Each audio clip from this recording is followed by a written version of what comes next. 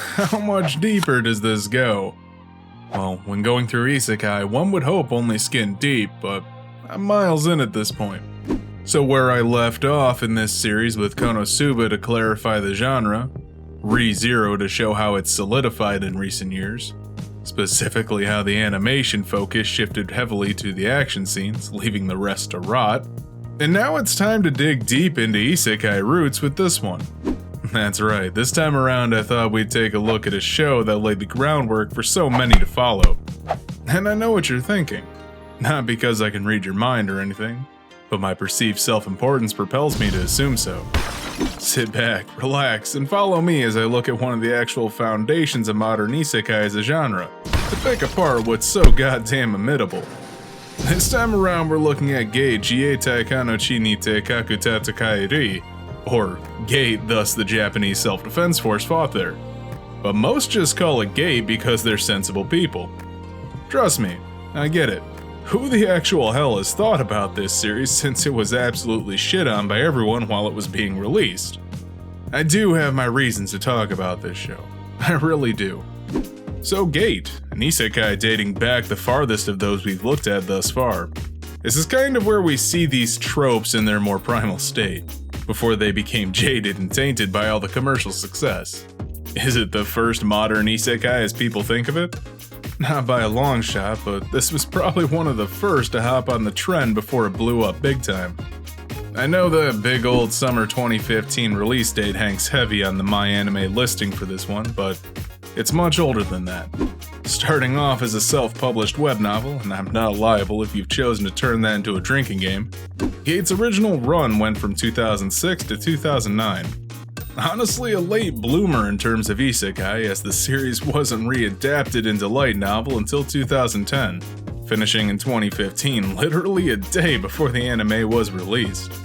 Seriously, a 9-year journey from rough draft to finished anime products? That's pretty damn impressive. Almost as if the web novel was literally the rough draft and the anime actually waited to have a finale in mind, as opposed to making all two of its fans wait in sequel limbo for eternity.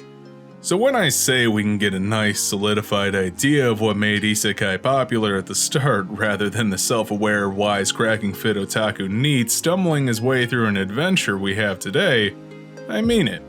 Since we're looking at 2006, only 4 years after Sword Art Online started and 2 years before it made the jump to light novel. Mostly virgin territory. Alright, so as I often dig into these videos, I go through the isekai tropes, state how this series follows them to demonstrate how it is an isekai, / solidify the miserable trend that is this genre. And with my previous videos, I think I've laid out how the whole otaku scent has utterly stained these shows with their writers, audience, and characters. And even in this show, our protagonist is one such nerd absolutely infatuated with a mobile game, to the point where he works to fund his addiction. While that seems standard for the genre, we can see it's still in its infancy here, as demonstrated by the fact that there's not much mysterious about the displacement, nor is it just the protagonist going to this other world. At least we see that the creativity was stamped out rather than growing organically. Oh wait, that's actually awful. But yeah, rather than the main character getting sent to this other world, it instead invades ours through the titular gate. And in kind, the Japanese self-defense force charges through to fight the invaders on their own turf. That's actually refreshing to see this late in the game, with an attempt to give the main character a reason to go to this other world. Another thing that sets this one apart in premise alone is the protagonist being older than the average isekai hero. Some dude in his 30s with an actual job as opposed to an 18-year-old living at home. And while you would expect me to make some boomer joke here, that hits a little too close to home. So, the protagonist going to another world? What's next? Well, he's in the Japanese equivalent to the army, which might be interesting to talk about the author of this particular series, since this is basically a self-insert. The writer was, at the time, in his mid-50s, a former member of the JSDF, and a massive otaku. The story itself harboring strong nationalistic tones that were gutted from the original to keep it more palatable to the wider audience. So at least this whole self-insert author aspect is stuck around to the modern day. While self-inserts seem cliched or don't stand up to critical scrutiny, I'm not one to flat out say it's bad in all applications. Does it negatively impact the story presented or distract with the vicarious autofellation? Or better yet, does it bother casual viewers? Because that's what it comes down to, is how the average person watching this series, or Isekai in general, feels about the character.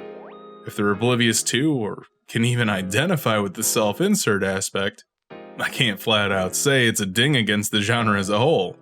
Though due to the sheer amount of people blatantly writing themselves into the web novel version, cleaned up in the light novel stage, and barely recognizable in the anime adaptation, I'd say self-insert is a staple of the genre, leaving much to be desired among the protagonists for those who expect more out of them.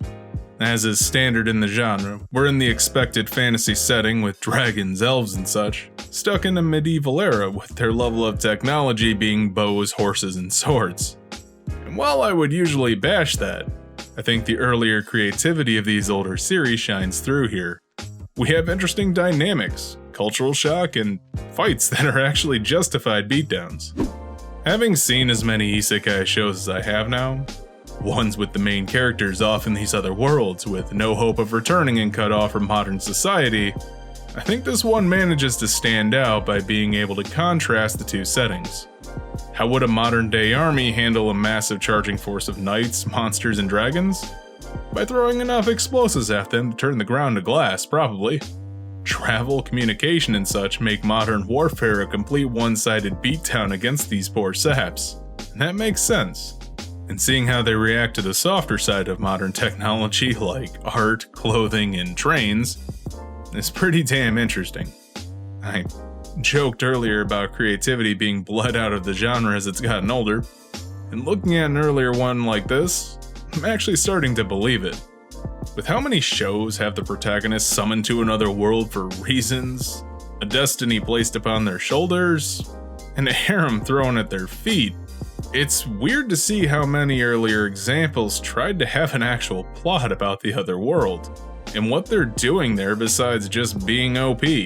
I guess early isekai is basically the Wild West, where everything goes. We actually could have a show about an army fighting back against a fantasy world through a magic doorway. But I don't know if such a thing would fly these days. Not because it wouldn't succeed, but because it probably wouldn't have been developed as an isekai in the light novel stage.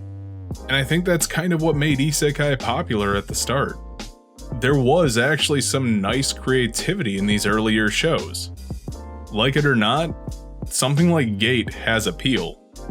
As easy as it is to blame the author for churning it out or the industry for continuing to give it a chance, stuff like this has been hammered out into a more palatable mush of a product by light novel editors, publishers, production studios, and executives to sell as much as they possibly can. So where does Gate fit into all this? Well, as I mentioned, it's definitely an isekai. It has the otaku protagonist going to another world to turn it upside down. But it's rough around the edges when looking how it fits in, because while it fits that definition, it has more to it that people may think twice whether it is anymore. This sort of showed a roadmap for what one could do with the whole isekai genre. And in a parallel reality, maybe more shows tried to be like Gate, except less cringy. Who knows? But I feel that while this show is admittedly bland in a bubble, it's immensely creative through the narrow lens of isekai. And honestly, only in retrospective. So now I feel like I've answered more of what I set out to discover when I started this video series. With Konosuba, I got why it's popular by figuring out the appeal.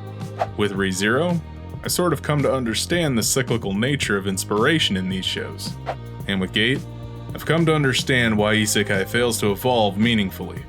Because creativity and originality don't make for a reliable customer base. Or who knows, maybe it could be the whole glorification of the military just didn't sit well with audiences.